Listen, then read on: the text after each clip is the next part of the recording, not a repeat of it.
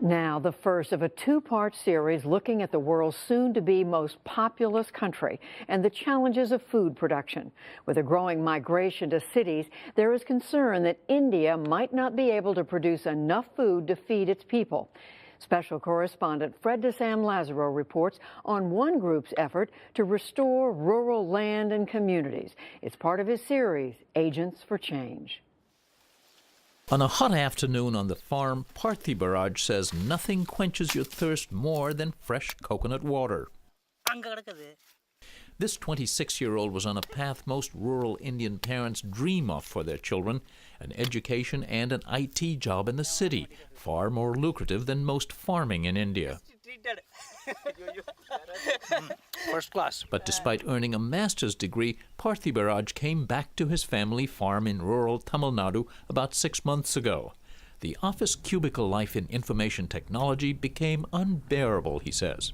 I worked 6 days a week, 9 a.m. to 11 p.m. There was a lot of pressure, very little respect. I had a six-pack. I had a six-pack, he says, but the sedentary job and poor diet turned it into a family pack. By coming back home, he's an outlier in a country that's seen robust economic growth, but almost all of it in urban areas. India will soon become the world's most populous nation, but you'd never know that walking in the rural areas, which have been emptying out over the past few decades in a rapid urbanization. And even though this country's population overall is young, average age just 29, the average age of an Indian farmer today is 50. Even without climate change, India faces a great challenge because of the increasing population and a limited land available for agriculture. Jagannathan Srinivasan is a climate scientist at the Indian Institute of Science in the booming high-tech capital, Bangalore. All of us have seen in the last 50 years in Bangalore, large amount of agricultural land becoming apartments. Yeah, that's a serious concern. Indian cities continue to spread into the countryside with high-rise apartments for the growing new middle class. But the majority of urban migration is into urban slums by subsistence farmers unable to make a livelihood on land degraded by years of neglect and misuse, the overuse of chemical fertilizers and pesticides, and deforestation that causes erosion. About 50 years, no public investments went into restoring these landscapes. That is a serious harm or a neglect. Jagdish Rao started a group called the Foundation for Ecological Security, which has worked to fix that neglect. He brought me to an area about 2 hours outside Bangalore that has languished for years, says farmer TV Srinivasa. There was no water in the tanks. There was no water for livestock. No fodder in the common lands. We'd work here in the rainy season, but when it didn't rain or in drought, we had to go to Bangalore. We went to the city for at least 6 months of the year. Rao's group, supported by corporate, foundation, and some government grants, began organizing farm communities. Groups of neighboring villages negotiated with government authorities to replant public forest lands felled for timber and commons areas, land not titled to anyone, but technically in government control. You see the landscape, it's... Across rural India, Rao says, millions of acres of these commons lands have been classified as wasteland and neglected. Rao's organization arranged to use a government employment program intended to relieve rural suffering to restore infrastructure, mostly to clear canals and ponds that had long dried up as silt from deforested land flowed down. If we were to have come here 5-10 years ago, what would this landscape have looked like? There wouldn't have been any water here. Yeah. Those trees that you see there would have been stunted small saplings because there's no effective governance. There's fodder still, which 5 or 7 years ago, there wouldn't have been anything. With reforestation, now when it rains, water flows from the hills instead of sand or silt. The result is holding ponds that actually hold water year-round. That serves livestock and also replenishes surrounding soil, Rao says, producing brush or vegetation that can feed larger animal herds in the commons land. Water left over is distributed and shared by consensus.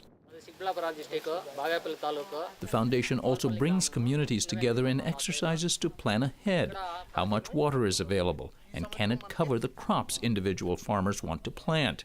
If not, they must reach harder decisions, plant less thirsty crops or just plant less. But the crux is in actually bringing people together so that they manage these lands better, they develop their own rules, regulations, responsibilities, punishments, rewards. You just have to rely on the nature's potential to heal itself. The second thing you need to rely is the power of people to collaborate.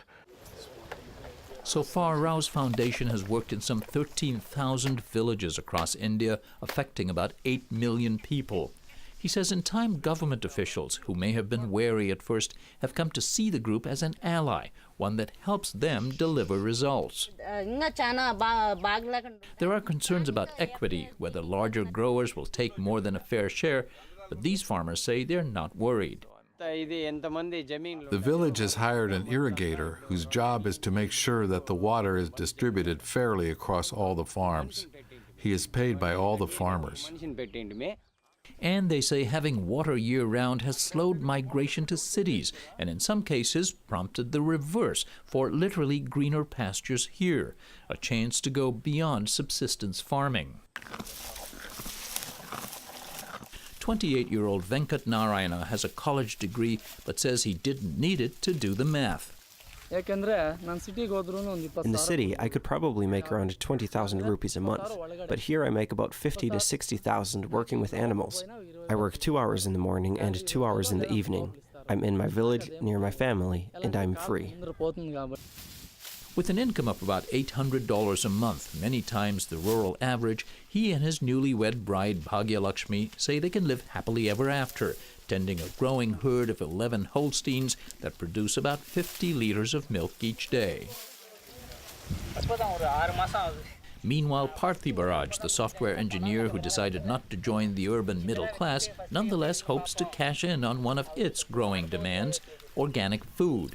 He's raising fish in this pond and will soon plant rice, beans, lentils, and some vegetables. We have eggs, vegetables for our own use, so we don't need to buy those. I've also sold a goat recently and some fish. It will take some time for the business to develop and grow.